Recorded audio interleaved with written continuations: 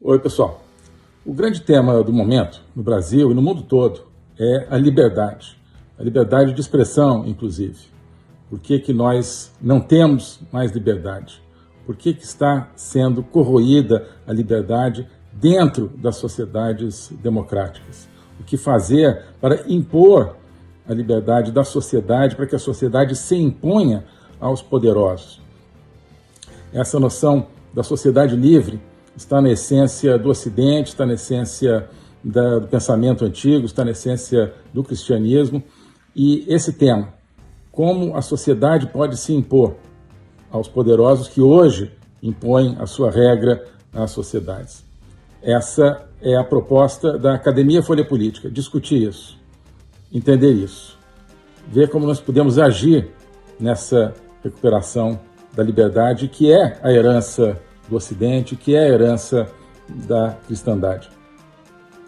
Então, nós temos na Academia Folha Política um conjunto de materiais para isso. Temos o curso de Logopolítica, a política estudada a partir do Logos, que é a palavra que tem que ser livre. A Agenda 2030, que é um programa semanal de análise de atualidades. O curso sobre juristocracia, totalitarismo e resistência política, e outros materiais que já estão lá e outros que irão entrando na Academia Folha Política. Então, nesse momento de uma busca, de um desejo de liberdade, de um sonho de sociedade livre, que pode se materializar novamente, eu queria oferecer para vocês um plano especial para ter acesso à Academia Folha Política, a todo esse projeto no qual a liberdade está no centro. Esse programa especial, essa oferta, consiste na promoção Sociedade Livre, justamente. Então, por R$ 336 por ano, você tem acesso a todo esse material da Academia Folha Política e a participação nesse projeto, que no fundo é um projeto de libertação na Academia Folha Política. Então, R$ 336 por ano, promoção Sociedade Livre. Para saber mais, clique aqui na descrição, no link, e espero que estejamos juntos nesse projeto. Um abraço. Rompeu com Lula, o PT está muito desagradado. Claro que não, tudo isso é programado, né? Então, assim como no tema Elon Musk, também no tema economia, o sistema está realizando essa estratégia dos dois braços do povo, né? Então tem um braço, né, que vai ficar aqui com o desequilíbrio fiscal, e aí aparece o Haddad lá, atacando isso. Não, precisamos ter equilíbrio fiscal. Eu gosto mesmo dos neoliberais que querem equilíbrio fiscal. São dois braços do mesmo povo. Óbvio que são, mas você não vê a cabeça do povo, estão dois braços em cima d'água, olha só, tem o Haddad está contra agora, e não, né? Ele quer capturar a onda de preocupação e de indignação que está surgindo na economia, no mercado, contra as políticas econômicas dele mesmo, né? Mas está querendo então se colocar, né, do lado do inimigo, capturar, ou seja, por dentro o lado do inimigo. Então você é oposição, é situação e oposição ao mesmo tempo, é o mesmo tipo de estratégia. Certo? E há outros aspectos aí econômicos que nos fazem prever uma economia muito ruim, mas eu acho que está dado mais ou menos esse desenho. Se a economia piorar muito, talvez venha uma pressão né, por uma troca de políticos, ou por uma troca até de pessoas. Acho difícil que haja um impeachment do Lula por causa disso, mas se houver essa pressão, eles já estão do outro lado, né? Eles estão aqui, tentando ainda resistir, mas já estão do outro lado, atacando. Para que tudo continue como está. Bem, né? Então, claro, existe também a questão dos momentos de oportunidade. Então, o tentáculo tucano, o tentáculo PSDB do povo, os tentáculos, de certa forma, né, tem um pouquinho de vontade própria. Pode estar vendo uma oportunidade. Olha só, tá ruim realmente essa política aí do PT, tá muito impopular. Então vamos, de repente é a nossa hora da gente voltar. E aí o Haddad, né, PT, é claro, aparece lá para tentar ocupar o espaço dos tucanos e dos PMDBistas nessa crítica de viés liberal ao sistema. Pode ser isso também, mas faz parte da mesma tese, né? Bem, outro aspecto do que está acontecendo, que me chamou a atenção, foi o jantar de ontem na casa do ministro Gilmar Mendes, né? Ministro Gilmar Mendes. Noticiado pela Daniela, né, do Globo, a Globo News, sei lá, que é quem passa as mensagens aí, uma das que passa as mensagens do mecanismo, né, do sistemão. Então diz, olha, ontem teve um jantar na casa de Gilmar Mendes, onde foi o Lula, né, e onde participaram também Alexandre de Moraes, Flávio Dino, Zanin, Lewandowski e o Messias da AGU. Então, para falar das consequências aí dessas críticas abertas pelo Elon Musk, né? Isso aí é o Politburo brasileiro reunido, né? Parte do Politburo, né? São vários tentáculos aí reunidos, e aí, né, sabendo todos que a cabeça é a mesma, né? Plenamente conscientes disso. Então, aí você tem os tentáculos que antes eram mais associados à vertente PSDB, como o Gilmar Mendes, né, e o próprio Alexandre de Moraes, PSDB e PMDB, né? Não esquecendo, né? Gilmar Mendes é oriundo, né, do PSDB, e o Alexandre de Moraes é oriundo dos governos PSDB e PMDB, né? Foi nomeado pelo Temer, inclusive, para o Supremo, né? Então você tem esses tentáculos, e, claro, tentáculo Lula, PT. Vejam que o Lula levou os seus dois, assim, representantes de confiança, né, no Supremo, que são Flávio Dino e Zanin. Não foi sozinho, né? Levou os seus tentáculozinhos, né, da sua ala no Supremo.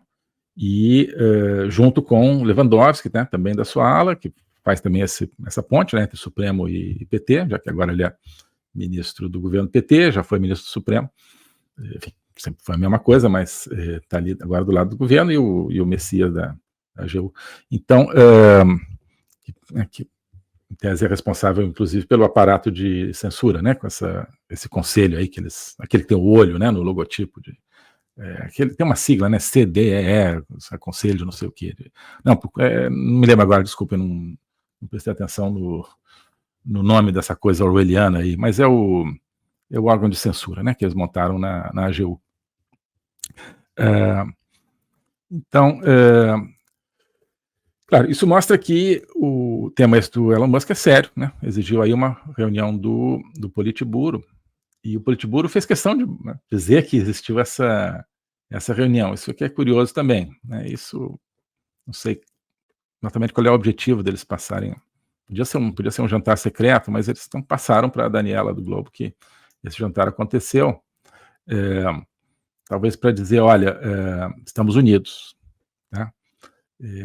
Para quem é bom entendedor, terá entendido, olha, tá, tem aí algumas coisas, alguns elementos de Teatro das Tesouras, ou de Teatro do Povo, né? Então, tem o Estadão criticando, a Folha criticando, o Merval criticando. Então parece que o sistema se desfez. Mas não, nesse jantar é para mostrar para aqueles que pudessem estar preocupados com isso, não, aqui é a cabeça do povo, todos os tentáculos estão coordenados. Elon Musk, ele não nos desuniu de forma nenhuma, a gente está fingindo que nos desuniu, né? Botamos alguns aí para criticar, para fazer aquele velho procedimento de ser oposição e situação ao mesmo tempo, mas fiquem tranquilos, o povo está aqui é a cabeça do povo pensando. E acho que é por isso que eles divulgaram isso, né? Então, não há um racha, acho que não há um racha dentro do Supremo, não há um racha entre Supremo e governo, muito menos racha entre qualquer um desses e o Centrão no Congresso, né? Volta e meia, Lira está se distanciando, Lira está se aproximando, Pacheco está chateado, Pacheco está feliz. Tentáculos, da mesmíssima cabeça. Mas, enfim, a dúvida agora era essa, será que vai ter uma ala no Supremo querendo, né, se livrar do Alexandre de Moraes e mudar tudo por causa dessas críticas do Elon Musk? Será que vai haver um racha entre o STF e o governo, e o executivo. Não, não vai, né? Está tudo ali coordenado. Talvez, inclusive, tenham coordenado esse teatro, né? Quem que vai, né, distribuir os papéis nesse teatro, né, para justamente engolir os críticos autênticos, afastar os críticos autênticos, substituí-los pelos críticos teatrais, pelos críticos fajutas, que são parte do mesmo esquemão. Bom, enfim, claro, eles estão diante de certos riscos que só eles conhecem. Também tem isso, e talvez isso tenha sido tema do jantar, né? O Elon Musk, ele abriu realmente uma caixa de Pandora. A gente não sabe ainda o que tem nessa caixa de Pandora, e na medida em que isso venha realmente a envolver o judiciário americano vai investigar. Claro, não vai investigar no Brasil, mas tudo aquilo que foi feito no Brasil, e que foi feito que está sendo feito e por várias pessoas do sistema, certamente terá deixado rastros no sistema financeiro americano, no sistema financeiro internacional. Então, na Bolsa de Valores americana, nas companhias brasileiras. Então, a Lava Jato, quer dizer, já teve desdobramentos nos Estados Unidos. A Petrobras continua condenada na Lava Jato, Odebrecht continua condenada na justiça americana, porque lá, assim, eles são cotados na Bolsa de Nova York. Para eles continuarem sendo cotados na Bolsa de Nova York, precisam respeitar as regras americanas. Se eles conduzem operações de corrupção, isso é contra, então tem que pagar multa, condenações e tal, para continuarem operando no mercado americano. Então, se realmente houver uma investigação americana, comece a puxar, né, determinadas pessoas, né, de repente determinados ministros, vamos ver, né, o que tem aqui por trás desses ataques à liberdade de expressão, o que tem por trás desses perdões às companhias da Lava Jato no Brasil, a reabilitação da Odebrecht, a reabilitação da JBS, né?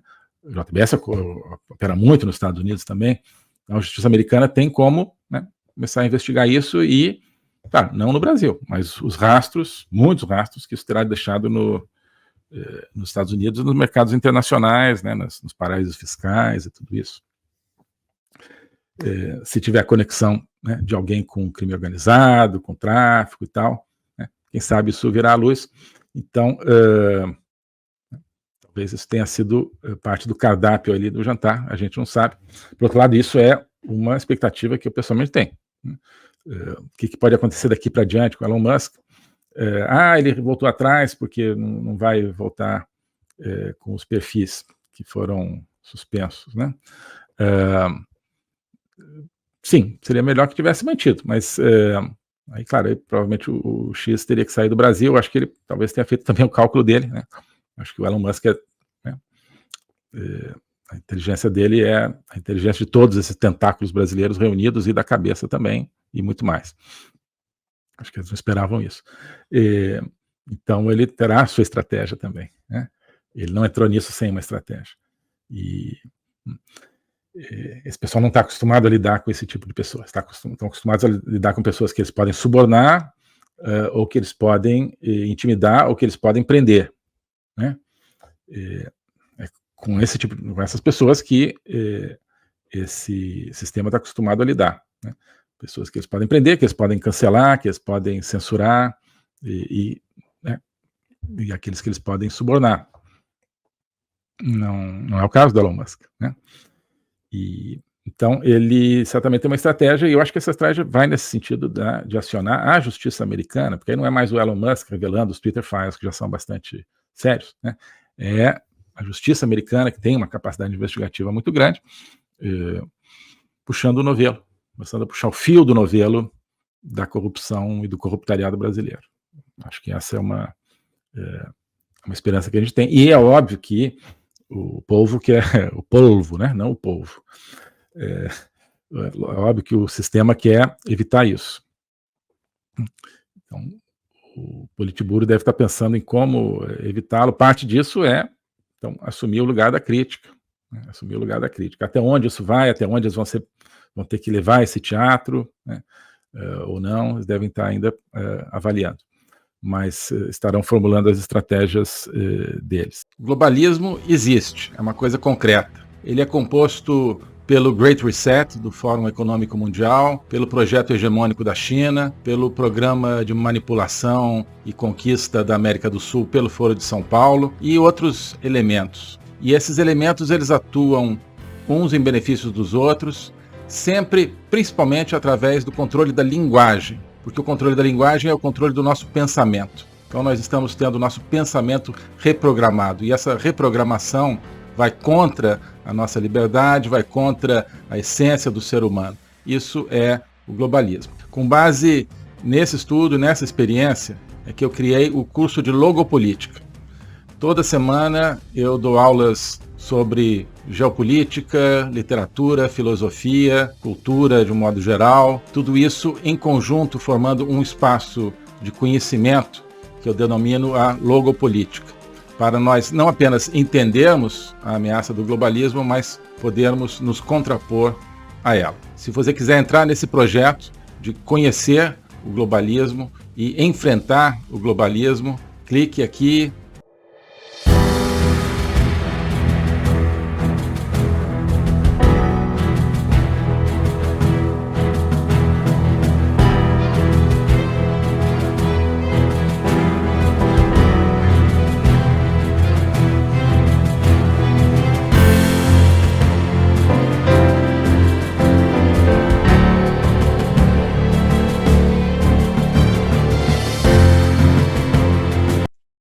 Alô a todos. Hoje eu gostaria de falar sobre o meu novo curso de Logopolítica, onde eu vou colocar a versão completa daquilo que eu tenho a ensinar sobre o globalismo. O globalismo nas suas múltiplas dimensões, geopolítica, econômica, social, cultural, filosófica, dimensões que só podem ser entendidas em conjunto, e que só podem ser entendidas em conjunto a partir de uma perspectiva logopolítica, ou seja, uma perspectiva do logos. Logos é a essência do ser humano.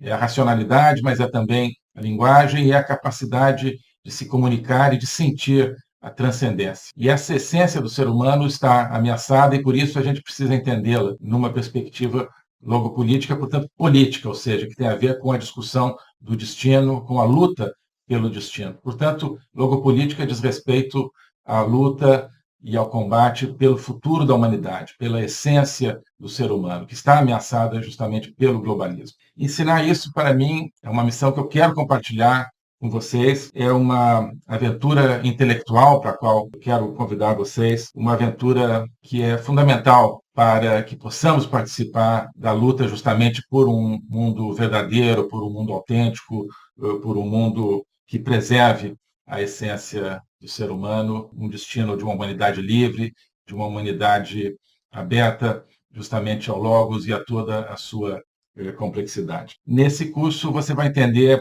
esses grandes combates, quais são as ideias que estão por trás daquilo que ameaça essa essência do ser humano, as grandes ideias que estão se confrontando, quais são as ideias que precisam ser mobilizadas justamente para a defesa, para a preservação dessa nossa essência. Portanto, é preciso entender as discussões filosóficas que não são puramente abstratas, que têm a ver, que têm efeitos diretos na nossa vida diária. Então, quando nós vemos os fenômenos da inflação, da guerra, da carestia, de várias carências no mundo de hoje, nós estamos diante, no fundo, de processos que têm a ver com as ideias. São as ideias por trás desses processos que determinam a sua problemática. Então, essa concepção de um ser humano sem essência, sem transcendência, que nós vemos hoje na nossa sociedade, essa concepção é que tem consequências dramáticas, inclusive na nossa vida material. Atrás dessa concepção existe um projeto de controle total, um projeto totalitário, de domínio. É por causa disso que nós assistimos hoje a fenômenos que nos parecem caóticos, que nos parecem desconectados, mas que vão acabando com a nossa liberdade, vão desestruturando a nossa sociedade, fazendo com que nós vivamos, mesmo dentro de países teoricamente democráticos, cada vez mais dentro de uma sociedade de controle. Então, nós hoje temos, você certamente tem, dificuldade de entender o que está acontecendo no mundo. Isso é decorrente justamente de visões parciais, que eu vou procurar cobrir e conectar. Então, não adianta entender apenas economia, apenas conflitos militares ou apenas algumas questões sociais. É preciso entender as ideias que querem dominar o mundo e as ideias que precisam ser resgatadas para que nós preservemos a liberdade do mundo.